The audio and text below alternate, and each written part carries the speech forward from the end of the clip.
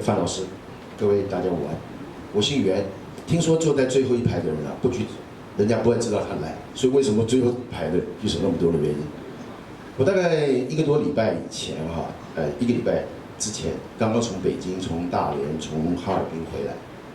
那我特别跟他们年轻人接触，他们年轻人对于台湾的民主啊非常向往。那我说，台湾民主很乱的，一天到晚这个吵不停。他说你们做不好可以换了，我们做不好换不掉了。所以民主已经成为台湾的普世价值，我相信这个是大家心中都肯定的。那只是怎么样往前进步。那我在看到证件的时候，看到你后面那个证件的时候，有1、2个跟我现在做的事情有关。第一个是长期照顾。台湾现在超过65岁以上的人口占总人口人数的12.64%，啊，很好记啊，12.34。那超过65岁以上的人口，如果超过7%的话，就是高龄化社会；超过7%以上到14%之后，高龄社会；到20%就是超高龄社会。所以台湾现在这个高龄化的这个现象非常严重，所以长期照顾这件事情啊，也非常重要。那我们最近也拜访了很多长期照顾的团体，希望能够推动另外一个方面的事情，就是社会企业立法。我另外一个部分是在扶助贫穷开发，因为很多真正穷的人他不愿意出来，那很多反而开着便死的人，他就拿着这个补助金，所在多有。所以我想说，怎么样去把这个推动一个社会企业立法，维持一个社会的公平和正义啊，是非常重要的。因为社会企业它有社会责任。它跟一般企业不一样，所以你按照一般企业的税法去跟它课税，事实上它负担是很重的。然后最成功的案例就是尤努斯基金会，各位知道吗？就是那个 Yunus 那个孟加拉人，他得过2006年的这个诺贝尔和平奖，他推动的呢贫穷这个穷人银行非常成功，所以我们也希望长期照顾这方面或者是贫穷这方面有一些社会也愿意出来，所以也希望能够推动这方面的立法。以上，谢谢。新经济的理念是蛮接近的，因为新经济就是说，这个社会应该要反思我们过去以牺牲劳工、牺牲环境、牺牲家庭的方式在追求经济成长。如果经济成长的目的是要过更好的生活的话，那其实有很多时候已经本末倒置了。你没有生活，你没有时间跟小孩相处，你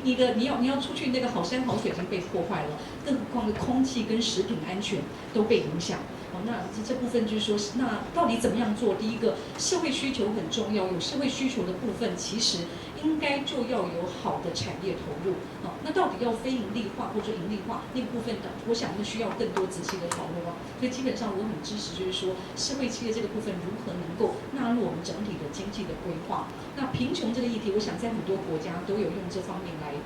解决的例子。那只是我想要更强调是说，其实它更是政府的责任也不能够把一些重要的议题就等待社会企业或者 NGO 慢慢来处理，那部分其实很多时候会缓不济急。那这部分，那我想刚讲到长照的对，目前其实政府已经宣称要做嘛，但是我们觉得非常需要监督那还有他怎么做？那过去我所投入的妇女薪资基金会，大概是从几年前就跟宛如基金会跟一些团体就关注了照顾这个议题。那为什么我们要关注照顾？因为我们发现照顾如果是我们的人生重要的需求的话，是非常的性别不平等因为女性最可能照顾别人，不管是照顾小孩，或者照顾自己的爸妈，或者照顾别人的爸妈她最常照顾，然后或者照顾自己的先生可是因为通常先生比太太的年龄又比较长几岁所以经常是先生走之前有太太照顾，可是先生走了之后，太太就没有人照顾了因为第一个儿子也不一定会照顾，也不一定有媳妇，所以各方面所以她其实是一辈子女性得的最多，付出最多，可能得到最少。那当然我们这也不是只是为了女性，只是说里面会有你让家庭来解决的话，就会有一个性别不平等的问题。更何况现在的人其实也没有双薪家庭都在工作，也没办法照顾家里的长辈了，所以它是一个集体的社会的议题。那到底怎么样去介入？那我们主张理想的长照应该是社区化不是说盖了一个机构在远远的什么北海岸在哪里，然后把人都送到一个很远的机构，那不是一个有尊严的养老方式。应该是在社区里面可以尽量的就地有尊严的养老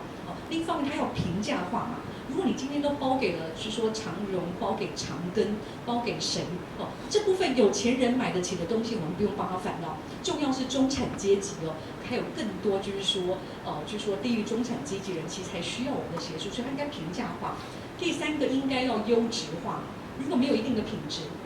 那我想我们也不敢去把家人送到，或者自己也不想到这样的地方。那到底如何做？我想这部分我们台湾有非常多的专家学者，还有各国的经验。比如很多人跟我说日本的经验不错。那我最近到那个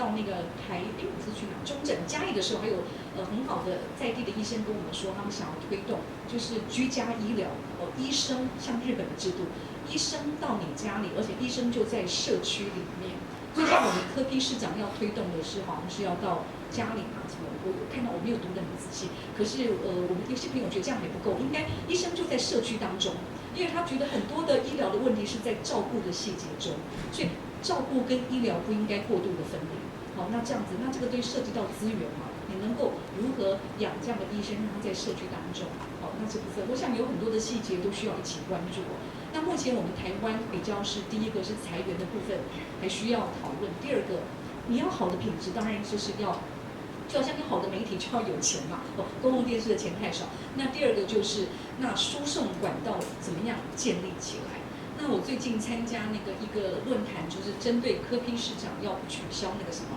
老年的那个每年拿到一次的那个钱。然后所以要来做那个照顾，我觉得很好。但我当天提到就是说，可是这样会造成台湾一个情况。第一个，我们也因为年金的不平等，不同的职业老年的经济安全保障是差异很大的。未来呢，柯 P 市长是自力救济因为那个钱本来就这样发法的问题嘛，因为很多人根本没有年金。那当然对很穷人来讲，那一笔钱还是很重要的，所以那个反弹一定很大。